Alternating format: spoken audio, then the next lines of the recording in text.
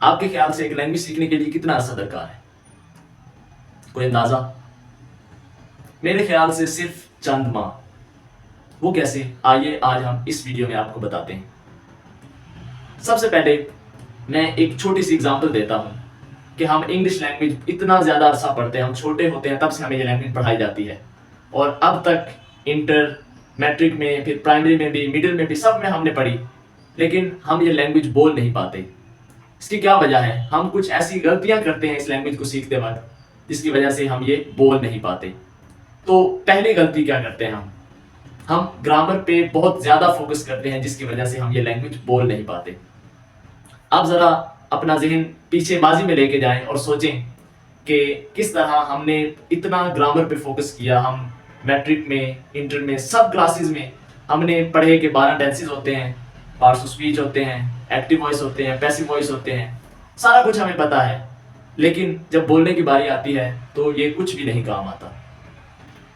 तो मेरा ये पर्सनली एक मेरे ओपिनियन है कि हमें कोई भी लैंग्वेज सीखते वक्त हमें रूल्स को बहुत ज़्यादा उन पर फोकस करने की बजाय हमें लैंग्वेज की स्पीकिंग प्रैक्टिस करनी चाहिए। अगर आप एक फॉर्मूला सीखें, एक टेंस सीखें, तो एक पूरा हफ्ता उसकी प्रैक्टिस करें ताकि आप उसको ज़्यादा से ज़्यादा बोल सकें और जब कभी भी रियल लाइफ में आपको वो लैंग्वेज बोलनी पड़े तो आप बोल सकें। दूसरी गलती हम कौन सी करते हैं? हम इस बात से डरते हैं कि अगर हमने गलत बोला तो क्या होगा। यस, क्योंकि हम सब की, अब इंग्लिश की मैं बात करता हूँ, इंग्लिश हमारी फर्स्ट लैंग्वेज नहीं है और इवन कि ये हमारी सेकंड लैंग्वेज भी नहीं है, क्योंकि हम मोस्टली हम पंजाब में या सिंध में या किसी भी हम प्रोविंस में, सूबे में रहते हैं, तो उस सूबे की जो लोकल लैंग्वेज है वो हमारी फर्स्ट लैंग्वेज होती है और उसके बाद हम उर्दू सीखते हैं और फिर हम इंग्लिश की तरफ आते हैं। तो हमें इस बात का डर अपने जहन से निकालना होगा कि अगर हम गलत बोलेंगे तो लोग कहेंगे कि ये गलत बोल रहा है, इसको बोलनी नहीं आती।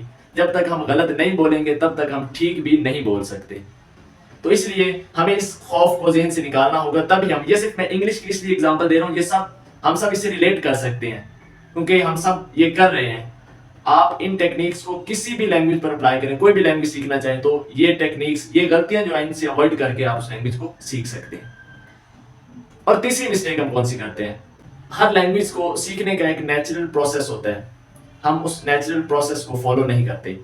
याद करें कि जब हमने अपनी फर्स्ट लैंग्वेज सीखी थी तो कैसे सीखी थी? फॉर्मूलाज याद करके, टेंसेस याद करके, लिख के? नहीं, कुछ भी ऐसा नहीं था। हमने अपनी फर्स्ट लैंग्वेज सीखी बोल के, सुन के। हमने लोगों को सुना, उनको कॉपी किया, ऐसे हमने बोलना शुरू कर दिया। लेकिन क्या वजह है कि हम जब इंग्लिश लैंग्वेज सीखने लगते हैं या कोई भी और लैंग्वेज सीखने लगते हैं तो हम उसको पहले लिखने बैठ जाते हैं, उसके जो रूल्स हैं, ग्रामर है, वो लिखने बैठ जाते हैं। और एक और जो बड़ी गलती हम करते हैं, हम एक एक सिंगल वर्ड को लेते हैं, देखते हैं कि इसका उर्दू में क्या माना है, एक वर्ड लिया, उसको देखा उर्दू में क्या माना है, लेकिन जब हम कॉन्टेक्स्ट में देखते हैं हम परेशान हो जाते हैं, इसका तो माना ये था, यहाँ क्या हो गया। तो ये चंद एक मिस्टेक्स हैं जो हम करते हैं जिसकी वजह से हम लैंग्वेज में प्रोफिशिएंट नहीं हो पाते। तो इन गलतियों को अवॉइड करके आप किसी भी लैंग्वेज को बहुत जल्दी सीख सकते हैं। और एक थ्योरी है बिहेवियरिज्म, लैंग्वेज जो है ये हमारे बिहेवियर का हिस्सा होती है।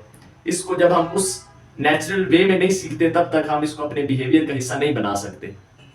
तो ये चंद एक बेसिक मिस्टेक्स थी जो आज हमने डिस्कस की। इनसे अवॉइड करके आप कोई भी लैंग्वेज आसानी से सीख सकते हैं। हम इन लैंग्वेज लर्निंग के मौजू पर मजीद गुफ्तगू करेंगे। अगर आपको ये वीडियो अच्छी लगी हो तो ज़रूर हमारे चैनल को सब्सक्राइब कर लें और कमेंट्स में ज़रूर बताएं कि आप लैंग्वेज के बारे में कौन सी आपको मुश्किलात पेश आती हैं ताकि हम आपकी उनमें मदद कर सकें। शुक्रिया।